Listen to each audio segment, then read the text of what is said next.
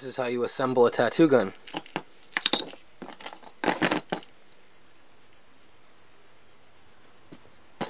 Take this, you would loosen this with an Allen key. It would probably come with an Allen key if you bought it. If not, you would have to go buy one. Put it in about 25% out of 25 out of 70 or 25 out of 100%.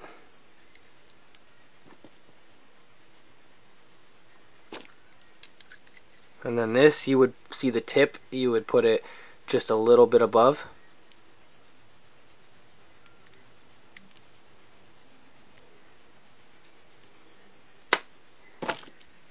Then you have your gun, which you would put down a little bit until you see that's matching.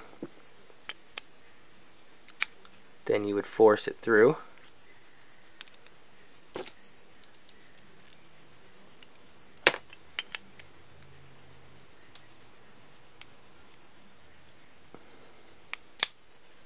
And there you have it. There's your tattoo gun.